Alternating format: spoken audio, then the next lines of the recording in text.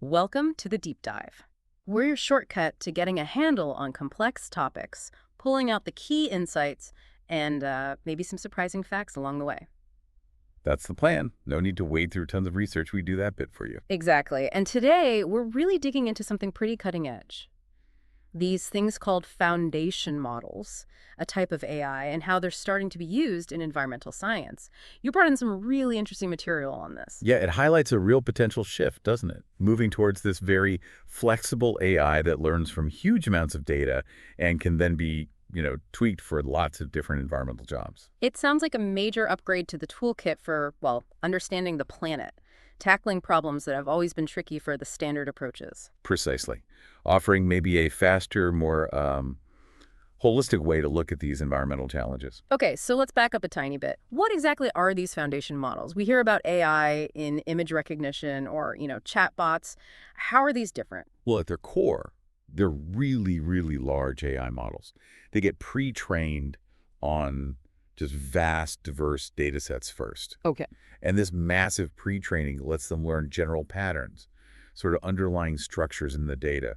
Then you can take that pre-trained model and fine-tune it for a specific task without starting from scratch every time. So like learning the alphabet and grammar before writing an essay. That's a good way to put it. The success we've seen with things like GPT for language or models identifying objects in pictures, that gives you a sense of the potential here. They learn fundamental building blocks first. Got it. So our sources mention that, traditional environmental modeling has faced some hurdles. Where do these foundation models potentially offer a leap forward? Right. So for ages, environmental science relied heavily on what we could call process-based models, let's say version 1.0. Okay. These are built directly on the laws of physics, chemistry, biology, writing down equations for how things work. Makes sense. Their strength is you can understand the why, presumably. Exactly. Interpretability is often a big plus. But they can really struggle with very complex systems, whole ecosystems, say, and getting them properly calibrated, making sure they match reality. That takes a lot of work, especially for things you can't easily measure. Okay, so grounded in science, but maybe a bit unwieldy for the really messy stuff. Then what? Version 2.0. Then came the data-driven models, 2.0. This was really fueled by the explosion in environmental data satellites, sensors everywhere, computer simulations pumping out information. Right, the big data era hitting environmental science. Pretty much. And machine learning models are great at finding patterns and making predictions straight from that data, sometimes without needing explicit physical equations.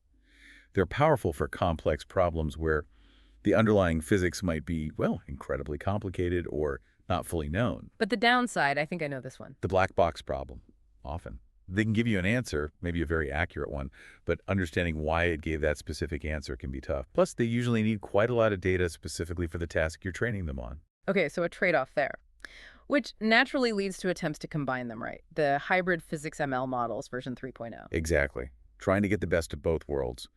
Integrate that mechanistic understanding, the physics, back into the data-driven models. Like those PNNs you mentioned, physics-informed neural networks. Yeah, that's a prime example. They basically build physical laws right into the model's learning process. The goal is better accuracy and predictions that actually make sense physically, that don't violate basic principles. Okay, makes sense. Which finally brings us to now, foundation models, 4.0. The sources seem to paint these as a really significant step. What's the key difference? Well, the really groundbreaking thing is their ability to learn from just incredibly diverse data sources first. Think satellite images, climate data, sensor readings, maybe even text from scientific papers, all mashed together in the pre-training. Wow. Okay. Because they see so much varied information, they can capture these really intricate patterns and relationships that a model trained on just one type of data or for one specific task might totally miss. And that helps them adapt. Hugely. This pre-training enables knowledge transfer. They can adapt to new situations, new regions, even places where you don't have a ton of specific data, much more effectively than starting from zero. Okay, let's unpack that a bit more. What are the key ingredients giving them this power? You mentioned transfer learning. Yeah, transfer learning is crucial. Because they've already learned these general features, how to recognize shapes, textures, maybe temporal patterns from the pre-training, you need much less specific data to fine-tune them for a new environmental task. Like your bicycle-motorcycle analogy earlier. Exactly. It dramatically reduces the data needed for new applications.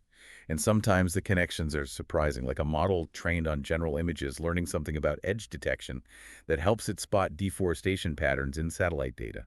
That's fascinating. And what about self-supervised learning? Our sources highlighted that too. Why is that important here? Yes.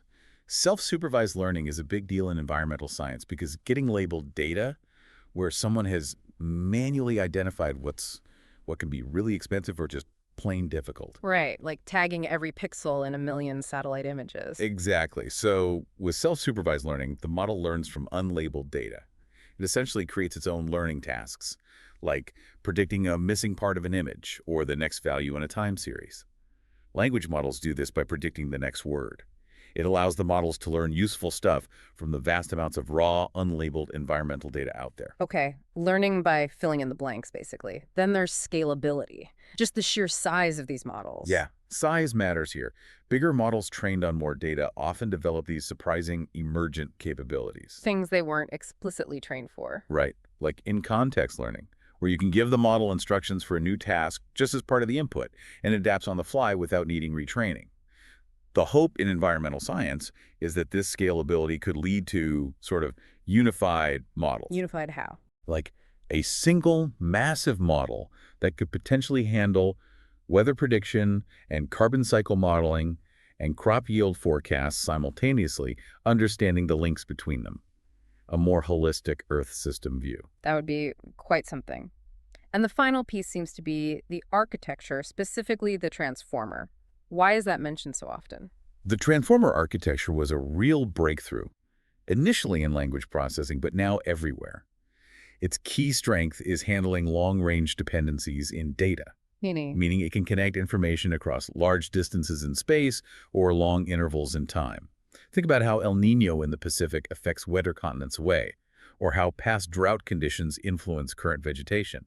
Transformers are good at capturing those kinds of complex long-distance relationships, which are, everywhere in environmental systems. Plus, they're flexible with different data types.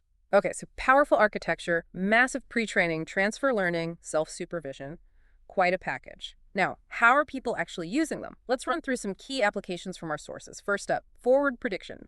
Yeah, this is probably the most obvious one. Using the models to forecast what's going to happen next. Like better weather forecasts? That's a big one, yeah. Yeah. But also predicting things like how pollutants might spread in a river, future crop yields under climate change, where deforestation is likely to accelerate, water quality changes, you name it. The potential advantage is doing these large-scale simulations much faster than traditional methods. Faster insights for planning? Makes sense. What about data generation? Sounds a bit sci-fi. Maybe a little. It's about creating synthetic data that looks like real environmental data. Super useful when real data is sparse or hard to get. So like creating fake satellite images? Kinda, yeah. Using things like Jan's generative adversarial networks, you can generate realistic-looking satellite imagery for areas where you don't have good coverage. That could help track land use change or crop health. Or using other techniques like VAEs to simulate complex processes, like how oxygen levels change in a lake, giving us insights we couldn't get from direct measurements alone. Filling the gaps with plausible data. Okay. Then there's data assimilation. Right. This is about constantly updating our models with new observations as they come in to keep them accurate.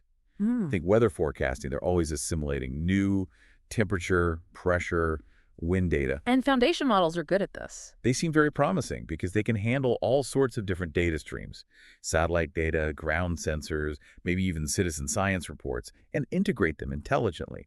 Even if the data formats and scales are different, they can learn the relationships, like how lake temperature affects oxygen, and use that to make the assimilation smarter. Handling that data diversity again.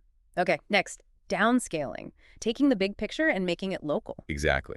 Global climate models give you a broad view, but for local planning, you need detailed local projections. Foundation models, because of that transfer learning, might be good at taking the large-scale patterns and refining them for specific regions, potentially even incorporating local knowledge through how you prompt the model. Crucial for adaptation planning. How about inverse modeling, working backwards? Yeah, figuring out the causes from the effects. Like if you measure pollution downstream, can you figure out where it came from upstream? Or using satellite images of forest stress to figure out the underlying environmental drivers. ML-based inverse modeling can be much faster computationally than traditional methods. Finding the sources or causes more efficiently. Got it. Model ensembling. Combining models. Right.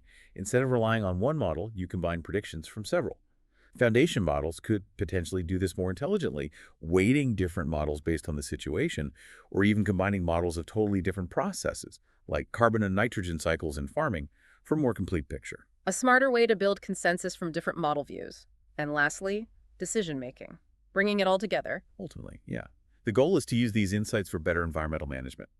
Foundation models could potentially process diverse inputs, scientific data, economic factors, stakeholder views, and produce outputs like visualizations or scenario comparisons that directly help decision makers.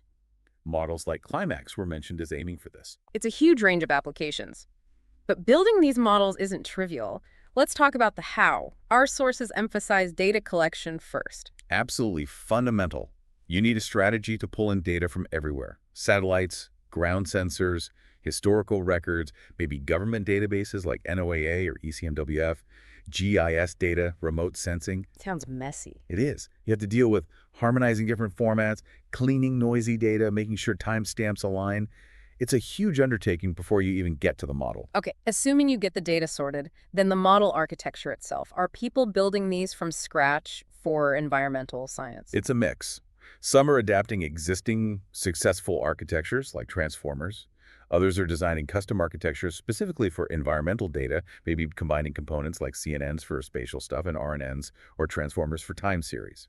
The key is often tailoring it to handle the specific spatial, temporal, multi-scale nature of environmental problems. Choosing the right tool for the job, and then training them. What's unique there? The training tasks often need to reflect scientific goals.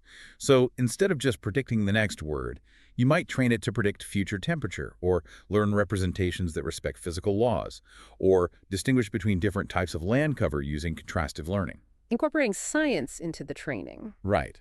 And a big challenge is balancing objectives. You want accuracy, sure, but also physical realism and good performance across different variables and scales. It's tricky. Things like curriculum learning starting simple and getting harder can help. Okay, after the massive pre-training, you need to tune them for specific jobs. Exactly.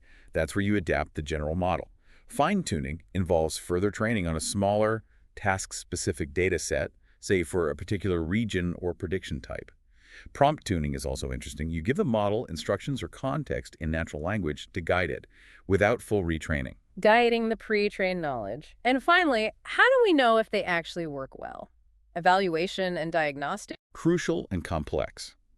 Standard metrics might not tell the whole story.